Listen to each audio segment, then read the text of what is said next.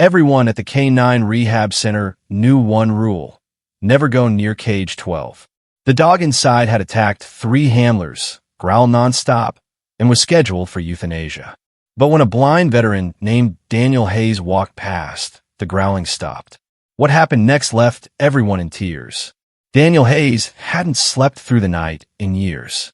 Once a Marine who led patrols through firefights in places most would never see, he now lived in a world without light, without color, without the faces of those he loved. The IED that stole his sight also took something deeper: his sense of purpose, his belief that he still mattered. He moved through his days like a ghost, tapping his white cane against sidewalks, counting steps, listening to a world that had grown too loud and too quiet all at once. His therapist had been gently persistent. A service dog could give you independence again, safety, companionship. But Daniel couldn't imagine asking another living being to anchor itself to his drifting life. He felt like a burden, unsteady on his feet, haunted by memories, disconnected from everyone around him. Still, guilt and loneliness pushed him to agree to visit the state's K9 Rehabilitation Center. Not because he believed in miracles, but because he'd run out of reasons to say no. He told himself it was just a formality. He never expected to find himself standing in front of a cage that held the one thing he didn't know he needed: a reflection of his own pain. The moment he stepped inside the facility, chaos met him like a wall. Barking, metal clanging, the sharp scent of antiseptic and wet fur. Officers in uniform moved with urgency. Dogs paced in their kennels, eyes sharp, muscles coiled. Then came the whispers. "That's the blind vet," someone murmured. "He's looking for a service dog? None of these will work with him." Daniel kept walking, jaw tight, cane clicking against concrete. That's when 3 handlers rushed toward him, eyes wide. "Sir, whatever you do, don't go near cage 12. One warned, voice low but urgent. "That dog's the most dangerous one we've got. He's attacked trainers, vets, even other K9s. We're putting him down next month if nothing changes." Daniel tilted his head, listening past their fear to the sound beyond, the deep, guttural growls coming from the end of the hall. Unlike the others, this dog didn't bark for attention.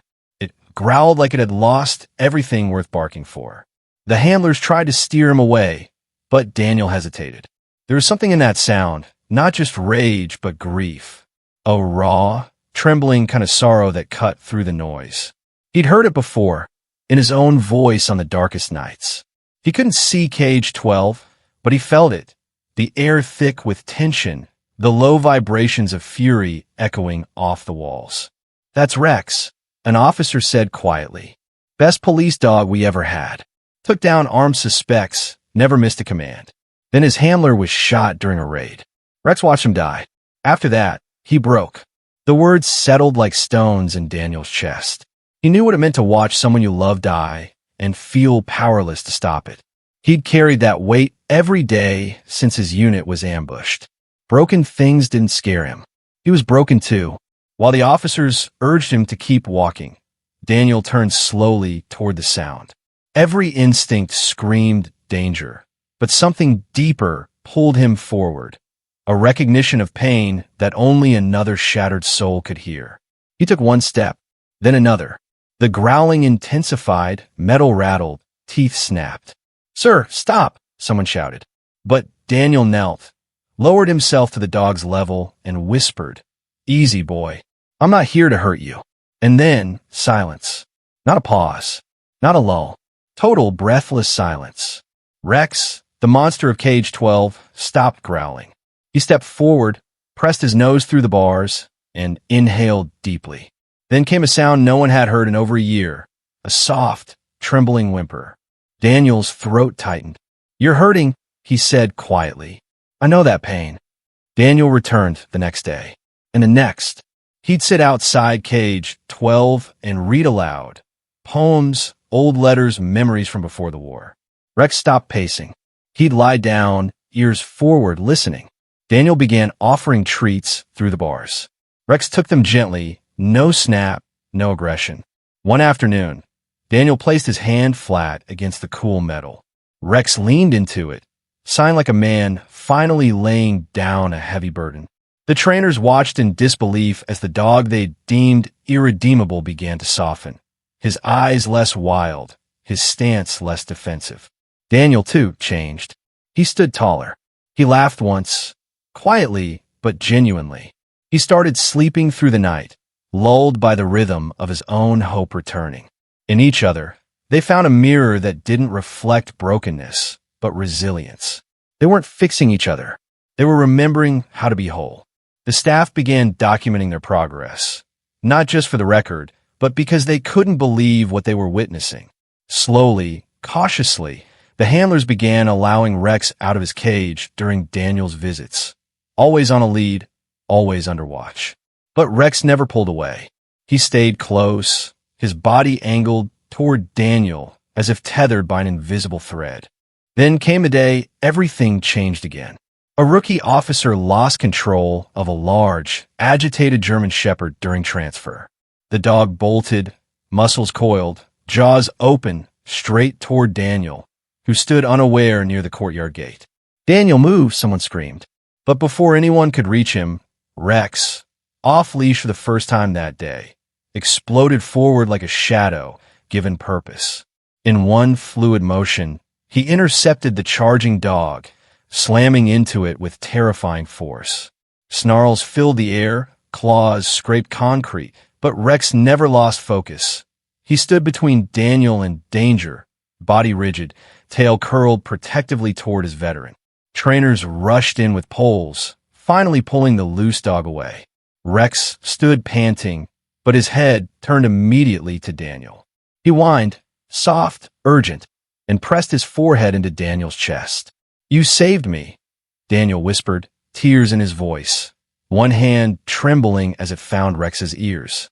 Rex leaned in harder as if to say, "Always." The entire facility fell silent. Officers lowered their gear.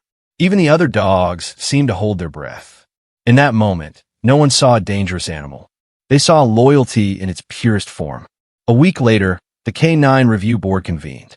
They played the footage, Rex shielding Daniel, then nuzzling him with desperate tenderness. Every officer who once feared the dog now spoke in his defense. "He's not aggressive," one said firmly. "He's protective. He just needed someone who understood him." The decision was unanimous. Rex was officially cleared for permanent placement as Daniel's service and companion dog. When Daniel arrived to take him home, Rex didn't bark or pace. He simply walked to the gate, sat, and lifted his head to meet Daniel's outstretched hand. As they stepped outside together, one man without sight, one dog once written off as lost, the sun warmed their backs. Neighbors would later talk about the blind veteran and his once dangerous dog who never left his side, who guided him through crowds, warned him of curbs, slept at his feet like a guardian angel. But Daniel knew the truth. Rex wasn't just his eyes. He was his peace. And Daniel? He was Rex's home. They didn't save each other. That's too simple. What happened between them was something quieter, more sacred, recognition. Two souls, fractured by loss, found in each other not a cure, but a companion for the journey. Rex didn't erase Daniel's darkness, but he walked beside him through it. Daniel didn't fix Rex's trauma, but he gave it a place to rest. And in that shared space of trust, both found a reason to move forward. One step, one paw at a time. If this story moved you, please like, subscribe, and share. It helps more rescue tales find their way. And drop a comment. Where are you watching from? We love knowing our stories reach hearts like yours. Because sometimes the most dangerous souls are the ones who just need to be seen. And the most broken hearts are the ones that heal best together.